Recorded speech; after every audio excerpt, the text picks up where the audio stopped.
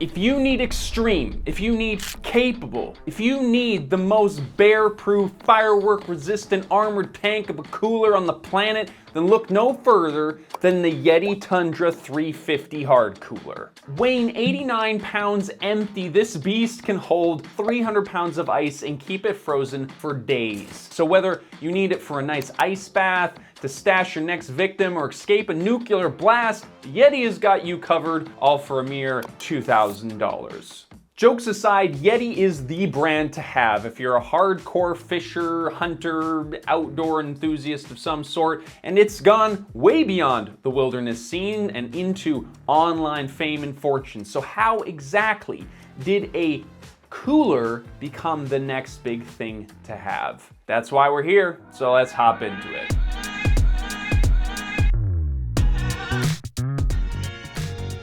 The story of YETI coolers is really the perfect story of the American dream.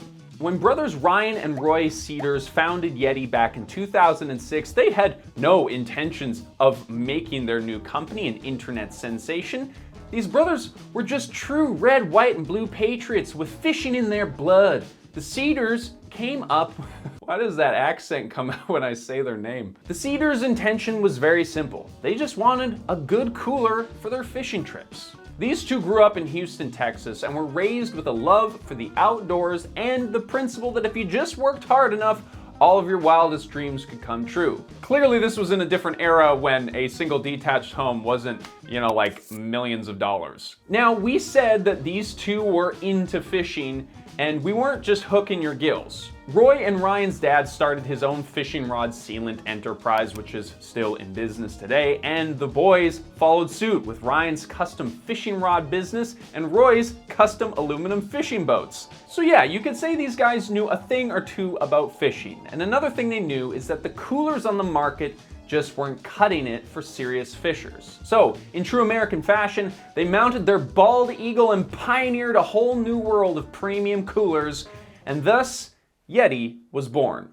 Now, these coolers are legitimately on another level. YETI hard coolers are made by a process known as rotational molding, or rotomolding, which is a method of creating hollow one-piece items like kayaks and mannequins, etc. It's a little more complicated than this, obviously, but basically they pour powdered plastic into a mold and then spin it around in a massive oven so that the plastic spreads around and hardens in even thin layers within the mold.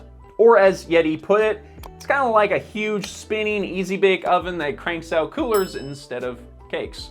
Gosh darn it, they got away with words, don't they? Rotomolding has a few advantages, but perhaps most notable is that it allows for one-piece construction. Unlike normal coolers, YETI products don't have all of those interlocking bits that allow for cracks and crevices where heat can get in and cold air can leak out. Instead, you've got this one solid piece with consistent thickness all the way around, including the corners. Because the plastic tends to gather in those really vulnerable places, this technology is actually kind of perfect for this use. This design is one of the main reasons why YETI coolers have the well-earned reputation for being virtually indestructible, and they are very nearly indestructible. However, you don't just buy a cooler for its ability to survive being slingshotted into a van. You might just want it to keep your beer cold. Now, on the cold front, the YETI shell is injected with 2 to 3 inches of polyurethane foam for insulation. Then the rim is lined with a watertight freezer quality gasket to keep all that air inside cool and sealed up. Now, this ultimately isn't actually all that different from some of the $30 brands you'll see. These are also made from plastic and foam, albeit thinner layers of plastic and foam with fewer bear-proof mechanisms and whatnot. In the end, you do have a far superior product to anything else that was available back in 2006 when YETI was first founded. The YETI cooler is something that fishermen can stand on while casting a line, that campers can preserve food in for days on end, and that hunters can store their kills in for long expeditions. But how did they get so popular? For the first little while, they depended entirely on word of mouth. Their coolers were 10 times the price of anything else on the market, despite having to be persuaded to make any social media accounts. There was such a demand for this product that in their first year, They did $3 million in sales with like no marketing at all. Then when YETI did start deliberately marketing, they absolutely crushed it. Pun intended. These early adopters were the rugged, outdoorsy customers that formed the base for their brand following going forward. The YETI brand is not shying away from the fact that they are an all-American company. YETI is built for the adventurers, the wanderlusters who aren't afraid to get a little dirty in the greatest country on earth. To this end, they've signed up with all the most high-profile and almost exclusively white brand ambassadors known for their outdoor pursuits. Fishing, hunting, rodeo, like literally cowboy and cowgirl people who like make a living being cowboys, which is a thing I honestly did not know existed. But this brings me to the second demographic of people who love YETI, the wannabe cowboys. YETI branding is so successful that just owning a YETI cooler is enough to show off your cool cowboy cred. Now, this whole cultural or community association with the brand is not entirely unique to YETI. We've talked about a bunch of brands like this in the past, and it's something that we call the Arc'teryx effect, in which a super hardcore specialized company creating extreme products gets co-opted by mainstream society. We talk about this kind of stuff quite a lot on this channel, and if you're interested in this, we have a subreddit where we exclusively share upcoming news, rumors, or reports about companies that are creating innovative technology for the future, or being total dickheads about the environment and the people that live on it. So if you're interested in that, there's a link down in the description below.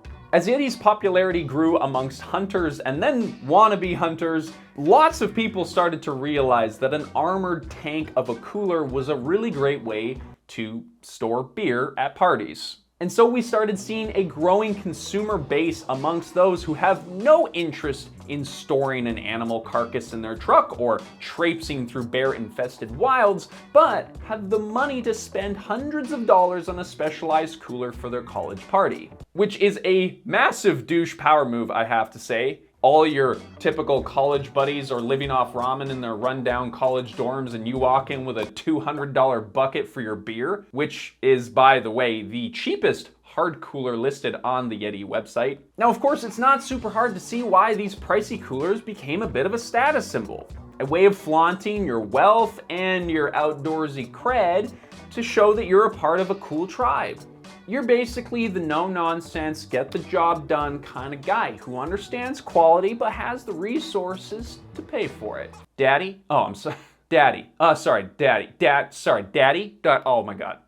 But fret not, all ye who want to have the brand image but aren't particularly interested in YETI's flagship coolers, because YETI has been addressing this mainstream interest for some time now by releasing an ever-expanding array of regular consumer products. There is something for pretty much everyone now.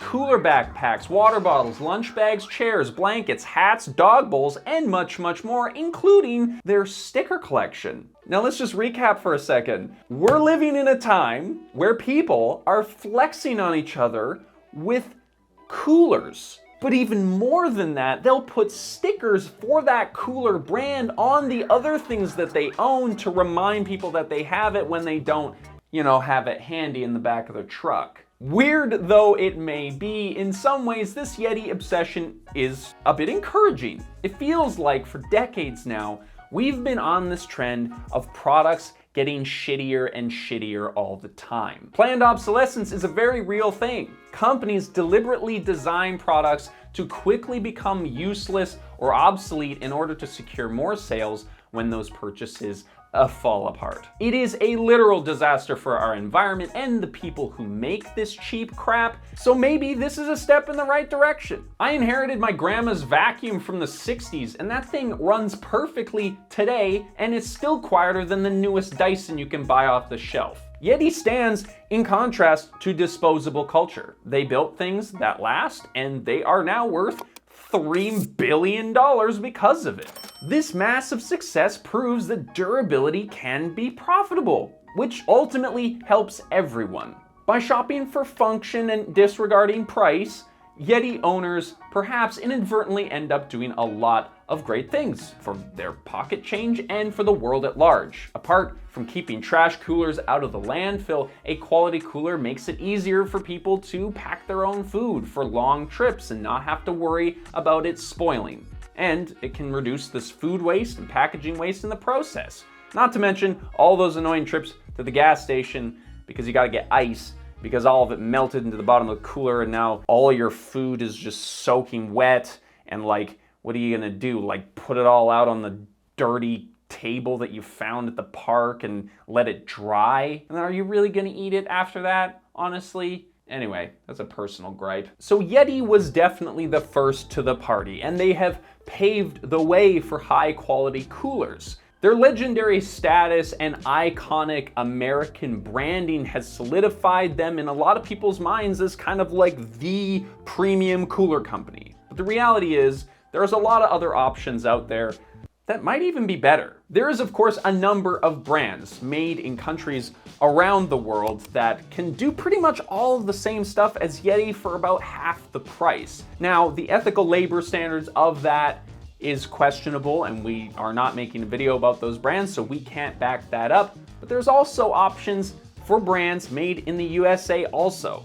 YETI has relied on this all-American sort of branding, but not all their coolers are actually made in North America. For Americans serious about supporting local businesses, you might be better off buying from a company like Orca or another brand that makes their coolers in the States. And also, I have to remind you that for the majority of us, you probably don't need a bear-proof cooler. When would I encounter a bear? I don't know, maybe like when I go maybe at some time I'll encounter a bear somewhere, then I'll be really good shape. I won't lose any of the beer that I have in here. Much like Arc'teryx, the YETI obsession seems to prompt people to buy overbuilt products that they don't need just to maintain a certain image or social standing. We get so focused on statistics and details, etc., that we fail to ask ourselves if we actually need this stuff in the first place. So if you're in the market for a cooler, yes, YETI is amazing, but there are other options, and maybe you just don't need a $500 cooler. But maybe that just triggered you and you're sitting on your YETI right now yelling at your screen. Either way, I want to thank you for watching today's video, and we'll see you in the next one.